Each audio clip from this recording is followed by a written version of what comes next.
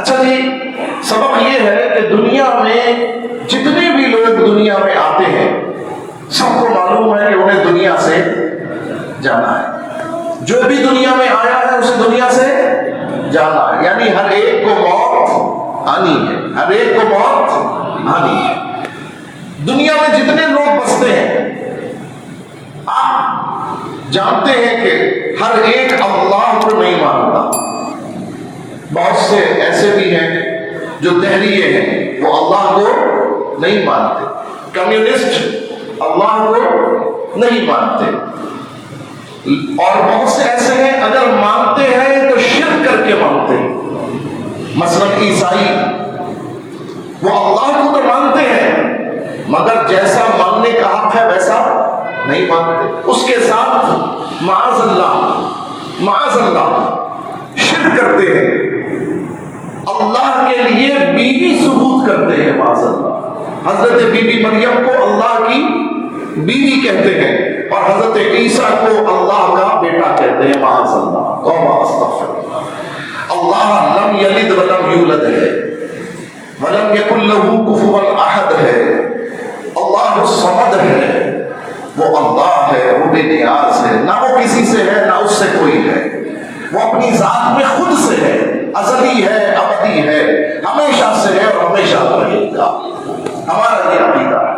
لیکن عیسائی، اسی طرح یہودی، اسی طرح کوئی بھی جو اہل کتاب ہونے کا دعویٰ کرے وہ بھی شرک میں مبتلا ہو گئے سوائے اہل اسلام کے. تو اللہ کی ذات جس نے ہمیں بنایا، جس نے یہ دنیا بنائی، اس خالق کی ذات پر بھی سب متفق نہیں ہے. اس خالق کی ذات پر سب متفق، زور سے کہیے، نہیں ہے. کوئی مانتا ہے، کوئی نہیں مانتا. اور کوئی اگر مانتا ہے تو جیسا ماننا چاہیے ویسا نہیں مانتا، سوائے اہل اسلام کے، سوائے اہل کلمہ کے، سوائے اہل توحید کے. اچھا جی، خالق کے اوپر اتفاق نہیں ہے مگر دنیا میں چند چیزیں ایسی ہیں جن میں دنیا کے ہر فرد کا اتفاق ہے. ان میں سے ایک چیز ہے موت. کیا ہے؟ وہ کافر ہو، یہودی ہو، عیسائی ہو یا دہریہ ہو، بتاؤ موت پر سب کا اتفاق ہے کہ نہیں؟ سب کہتے ہیں نا کہ مرنا ہے، جس نے آنا ہے اس نے جانا ہے. جو پیدا ہوگا اس کا وصال بھی ہوگا، انتقال بھی ہوگا، اس کا خاتمہ بھی ہوگا. تو جب موت پر سب متفق ہیں اور اس فلسفے پر متفق ہیں، لیکن ایک بات اس میں بہت آپ ملاحظہ کیجئے کہ دنیا میں سب کا آنا بھی ایک جیسا نہیں ہے، سب کا جانا بھی ایک جیسا نہیں ہے. آپ کہیں گے کیسے؟ آنے کی مثال بتائیں. ہم بھی اسی طرح، بھائی جتنے لوگ یہاں بیٹھے ہیں سب نیچرل پروسیس سے ہی آئے ہیں نا. دنیا میں جتنے بھی لوگ پیدا ہوتے ہیں نیچرل پروسیس سے ہی ہوتے ہیں نا. جو قانون بنا ہوا ہے دنیا میں تولید کا، اسی تولیدی قانون سے پیدا ہوتے ہیں نا.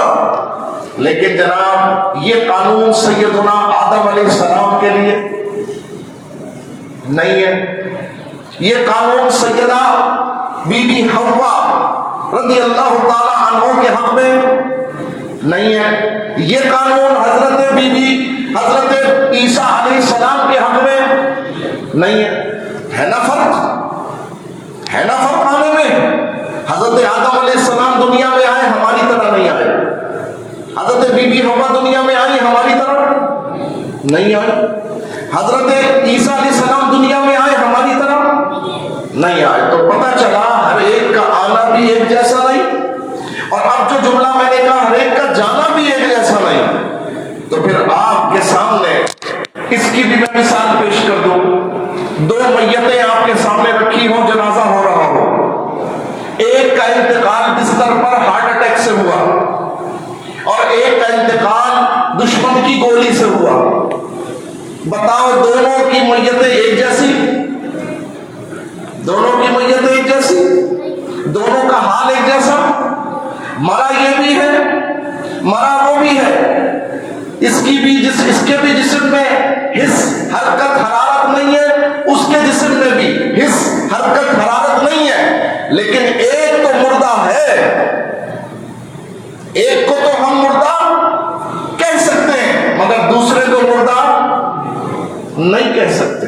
اللہ نے کہا وَلَا تَقُولُوا لِمَن يُقْتَلُ فِي سَبِيلِ اللَّهِ أَمْوَاتٌ بَلْ أَحْيَاءٌ وَلَٰكِن لَّا تَشْعُرُونَ۔ سورہ بقرہ۔ اللہ نے فرمایا جو اللہ کی راہ میں جان دے دے اسے مردہ ہرگز مت کہو، وہ زندہ ہے مگر تمہیں اس کی زندگی کا شعور نہیں۔ اچھا جی، یہاں تو فرمایا مردہ نہ کہو، کیا کہا؟ مردہ، شہید کو مردہ نہ کہو۔ سورہ آل عمران میں تو کمال ہو گیا، مزید کمال ہو گیا۔ رب نے فرمایا وَلَا تَحْسَبَنَّ الَّذِينَ قُتِلُوا فِي سَبِيلِ اللَّهِ أَمْوَاتًا، جو اللہ کی راہ میں مارے جائیں انہیں مردہ نہ یا کہنے کی بات نہیں ہے، کہنا وہاں تھا منع، یہاں فرمایا جا رہا ہے کہنا تو درکنار، انہیں مردہ گمان بھی نہ کرو، انہیں مردہ، کیونکہ بعض دفعہ ہوتا ہے کہ کہنے سے تو رک گئے مگر گمان میں ہے، یار وہ ہمارا جو بھائی ہے نا، سالہ جو ہے نا، دوست جو ہے نا، دکاندار جو ہے نا، دودھ والا جو ہے نا، دکاندار جو ہے تو بڑا ہی خبیث، جھوٹا، مکار، بول نہیں رہا ہے مگر دل میں ہے اور گمان میں ہے، بول نہیں رہا۔ رب کریم نے فرمایا شہید کی زندگی ایسی حسین زندگی ہے کہ پہلے تو کہا اسے مردہ نہ کہو، پھر فرمایا ممکن ہے مردہ نہ کہو لیکن مردہ سمجھو، فرمایا تمہاری سمجھ میں بھی اس کی زندگی نہیں آ سکتی، اس کو مردہ سمجھو بھی نہیں، وہ زندہ ہے، وہ زندہ بھی ہے، رب کی بارگاہ میں وہ زندہ بھی ہے اور رب کریم کی بارگاہ سے انہیں رزق بھی عطا فرمایا جاتا ہے، وہ زندہ بھی ہے، انہیں رزق بھی دیا جاتا ہے۔ اب بتاؤ دونوں میتیں ہیں، دونوں کی نماز جنازہ، دونوں کی قبریں، دونوں کی قبر پر پھول، ایک کو مردہ کہہ رہے ہو دوسرے کو مردہ سوچ بھی نہیں رہے، حالانکہ اس کی بھی قبر بنی ہوئی ہے مگر اسے مردہ سوچنا بھی منع ہے۔ اس کا مطلب یہ ہوا کہ دنیا میں جس طرح ہر ایک کا آنا ایک جیسا نہیں ہے، اسی طرح دنیا سے جانا بھی، سمجھ میں آ گئی بات؟ اچھا، عام آدمی بھی دنیا سے جب جاتا ہے، میں اور آپ بھی دنیا سے جب جاتے ہیں، دنیا میں تو ہماری عزت ہو نہ ہو، زندگی میں ہماری عزت ہو نہ ہو، وہ کہتے ہیں یار وہ مسجد کی کمیٹی کے جو صدر صاحب ہیں نا ان کا روب مسجد میں ہی چلتا ہے، حالانکہ بیوی کے سامنے نہیں چلتا۔ بھائی میں اس مسجد کی کمیٹی کی بات نہیں کر رہا، میں اس مسجد کی کمیٹی کی بات نہیں کر رہا۔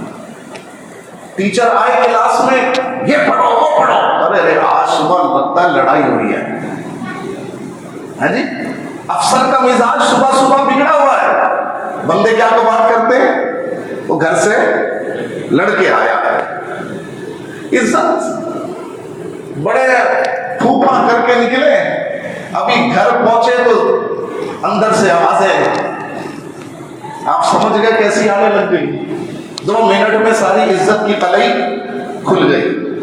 اللہ اکبر۔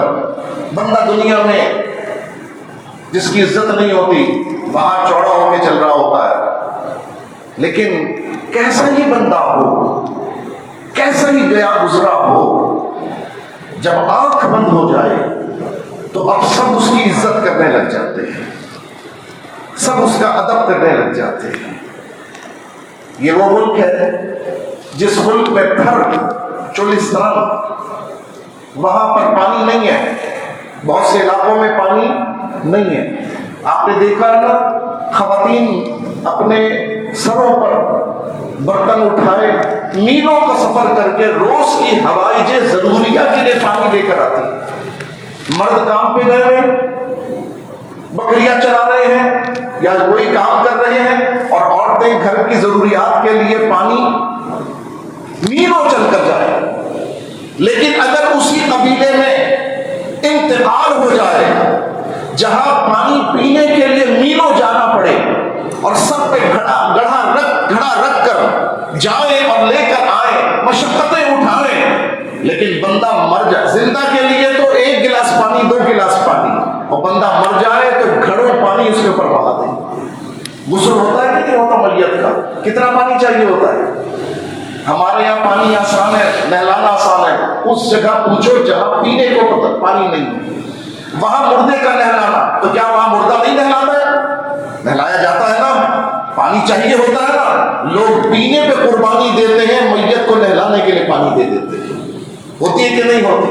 اچھا، جس ملک کے اندر ہماری ماں بہنوں کو سر پہ دوپٹہ میسر نہ ہو، بہت سی غربت کے علاقے ایسے ہیں جہاں پر کپڑے میسر نہیں ہیں پورے، وہاں بندہ مر جائے تو غریب سے غریب گھرانے کے اندر بھی سفید لٹھے کا کپڑا کفن کے اندر دیا جائے۔ پہننے کو کپڑا نہیں ہے، زندہ کے بدن پر کپڑا پورا نہیں ہے، لیکن مردہ کے لیے چمکتا ہوا۔ کوئی پرانے لباس میں مردے کو دفن کرتا ہے؟ کوئی پھٹے ہوئے لباس میں دفن کرتا ہے؟ امیر ہو یا غریب ہو؟ بتاؤ، یہ میت کی تکریم ہے کہ نہیں ہے؟ میت کی عزت ہے کہ نہیں ہے؟ زندہ کی عزت تو میں نے بتا دی کیا ہوتی ہے، لیکن مرنے والے کی عزت، چاہے وہ گنہگار ہو چاہے نیکوکار ہو، اتنی عزت کا حقدار تو ہر میت ہو جاتی ہے۔ اللہ اللہ، آگے بڑھیے۔ غسل بھی ہو گیا، خوشبو لگا دی گئی، لٹھے کا کپڑا چمکتا ہوا نیا پہنا دیا گیا، کفن سفید لباس میں ٹناٹن، خوبصورت خوبصورت۔ ارے کوئی کفن میں بھی خوبصورت لگا ہے؟ ہاں ہاں، کفن میں وہ خوبصورت لگتے ہیں جو محبوب پر اپنی جان فدا کر دیتے ہیں۔ میں نہیں کہہ رہا، بزرگوں یاد رکھنا، قیامت میں نماز روزہ حج زکات یہ بعد میں کام آئے گا، پہلے حضور سے وفاداری کام آئے گی، پہلے حضور سے وفاداری کام آئے گی۔ تو ہر ایک کا دنیا میں جینا اور مرنا ایک جیسا نہیں ہے۔ لہٰذا آدمی کی عزت میں نے بتا دی، دنیا میں تو نہیں مگر مرنے کے بعد ہو جاتی ہے۔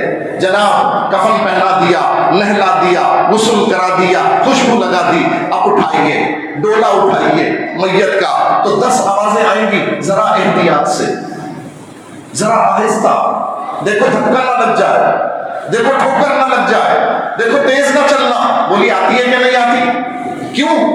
میت کے اکرام میں، میت کے اکرام میں۔ اچھا، میت لے کے چلے، جب قبر میں ابھی نماز جنازہ کا معاملہ آیا، نماز جنازہ، میں تو حیران ہوں نماز جنازہ کی ترکیب کے اوپر۔ آپ دیکھیں نماز جنازہ میں ترکیب کیا ہوتی ہے؟ امام پیچھے، میت، امام پیچھے، میت۔ ابھی آپ نے عشاء کی نماز پڑھی ہوگی، ترتیب یہی تھی، ترتیب یہی تھی، آپ آگے امام پیچھے، نہیں نا؟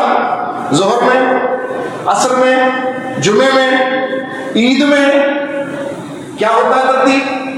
امام کے مطلب ہی آگے، امام کہتے ہی جو آگے ہوتا ہے اس کو امام کہتے ہیں۔ عربی میں امام کے معنی ہے آگے والا، تو امام آگے سارے پیچھے، ولی آ جائے پیچھے، عالم آ جائے پیچھے، امام آگے، نیک آئے پیچھے، امام، بد آئے پیچھے، امام۔ لیکن سبحان اللہ، قربان جائیے، حضور کے غلام کی اکرام میت کیسی ہو رہی ہے کہ ساری زندگی امام آگے وہ پیچھے، مگر اب جب مر کے جا رہا ہے قبر کی طرف تو وہ آگے ہے، امام پیچھے ہے، وہ آگے ہے اور امام پیچھے ہے۔ جناب نماز ہو گئی، نماز ہو گئی، اب توقع کیا ہے؟ نماز کیوں ہوتی ہے؟ اس لیے ہوتی ہے کہ میت کی، بولو، میت کی بخشش کے لیے نماز جنازہ کیوں پڑھی جاتی ہے؟ عزیزان محترم، ہر ایک کا دنیا سے جانا بھی ایک جیسا نہیں ہے۔ اب آئیے، بندے کی نماز جنازہ ہو گئی، میرا اچھا جی، اب بندہ قبر کے اندر پہنچا، قبر میں اتارنے لگے، ارے بھائی قبر میں اتارا گیا، بسم اللہ وعلی ملت رسول اللہ پڑھ کر قبر میں اتار دیا، قبر کا منہ بند کر دیا۔ پلٹے جیسے ہی ویسے ہی فرشتے آ گئے، جیسے پلٹے ابھی دور نہیں گئے، مردہ آپ کے قدموں کی چاپ سن رہا ہے۔ حدیث شریف فرمایا اٹھ کے بیٹھ جاتا ہے، فرشتے آ جاتے ہیں، اور فرشتے ہنستے مسکراتے نہیں آتے ہیں، او ہو بھائی کہاں تھے تم، بہت دنوں کے بعد ملاقات ہوئی، نہیں نہیں نہیں نہیں، فرشتے آتے سپاٹ انداز میں، کیونکہ ابھی سوال جواب، ممتحن کبھی سوال کرنے میں مسکراتا نہیں ہے، ورنہ مسکرانے سے فیور ملتا ہے۔ ممتحن جو امتحان لیتا ہے وہ بالکل سیدھا خاموش سپاٹ ایسے، اللہ اللہ، فرشتے آئے، سوال کیا، گگی بن جاتی ہے سب کی۔ اچھا جی، ہر ایک کا تو یہ حال ہوتا ہے۔ کہتے ہیں بایزید بستامی بھی قبر میں پہنچے، حضرت بایزید بستامی قبر میں پہنچے، جب قبر میں پہنچے نا فرشتے آ گئے، اور آنے کے بعد پوچھنے لگے بتاؤ تمہارا رب کون ہے؟ سوال ہے نا، پہلا سوال کیا ہوگا تمہارا، دوسرا سوال تمہارا دین کیا ہے، تیسرا سوال حضور علیہ السلام کی آمد مبارکہ ہوگی، ان کی طرف اشارہ کر کے فرشتے کہیں گے بتاؤ ان صاحب کے بارے میں دنیا میں تمہارا کیا عقیدہ تھا، ان صاحب کے بارے میں دنیا میں تمہارا، تو اس کا جواب دینے کے لیے دو باتیں کم از کم ہونی چاہیے، صاحب کی پہچان ہونی چاہیے،